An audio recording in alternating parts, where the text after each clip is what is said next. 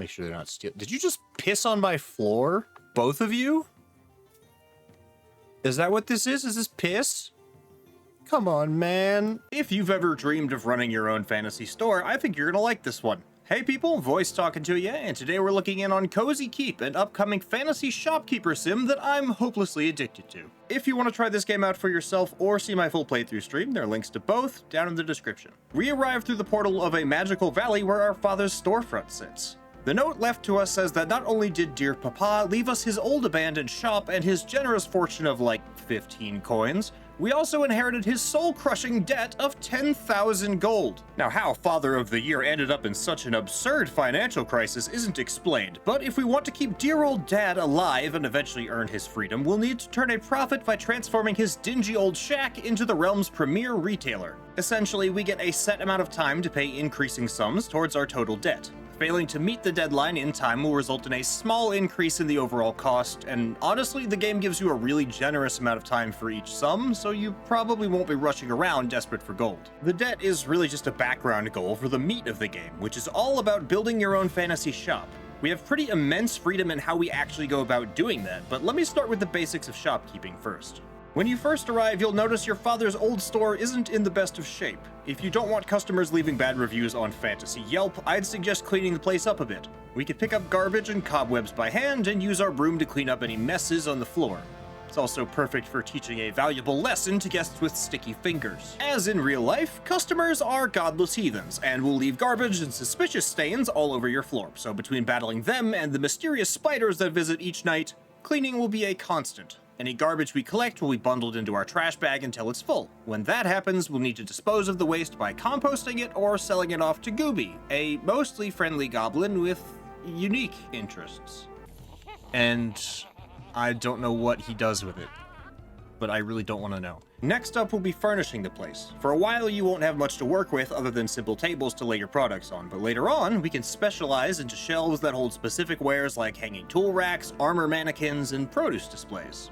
Customers will react both to how clean the shop is and how well decorated it is, so increasing your store's appeal by building decorations will help increase your rating. The better our store's rating, the more customers will attract and the more they'll be willing to pay for the same stuff.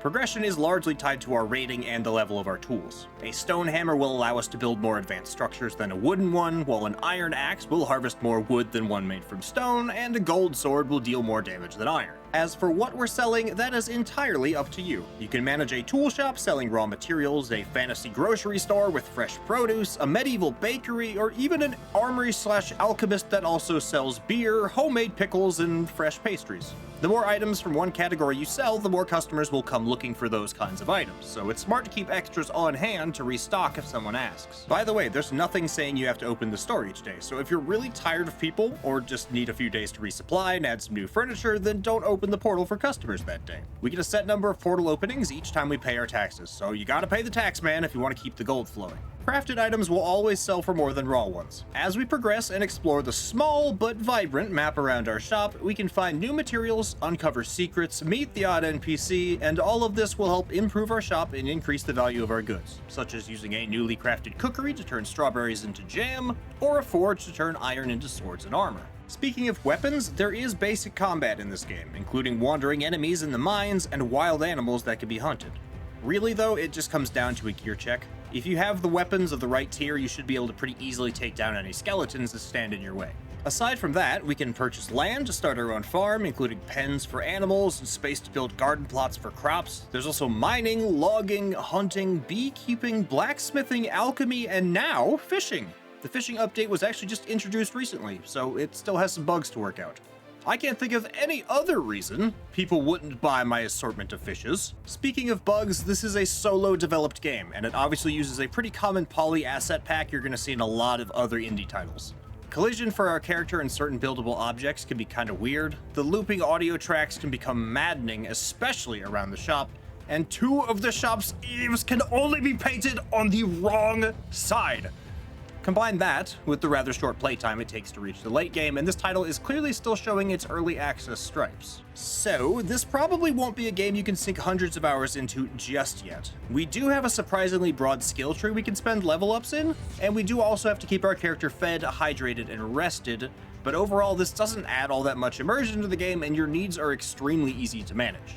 But none of that has stopped me from spending entire afternoons restocking and decorating my little shop. Personally, I love the level of detail that's gone into the fishing and cooking sections of the game, but it leaves the blacksmithing and alchemy side of things feeling pretty lackluster.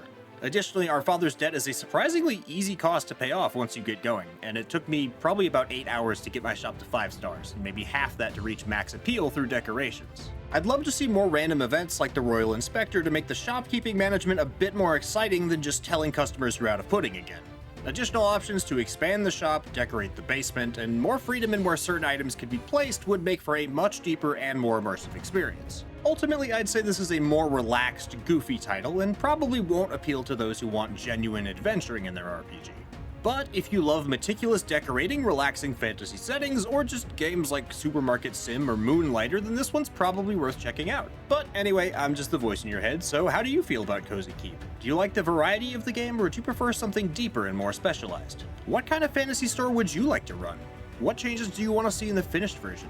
Tell me what you think down in the comments. I'd love to hear from you. If you enjoyed this video, leaving a like or a comment helps me out a ton, and maybe I'll let my character use the outhouse. I refuse to pee. If you want more, subscribing is the best way to support what I do and keep new content coming your way, because I put out new stuff every week. Thanks so much for listening to me today. You'll be hearing from me again real soon.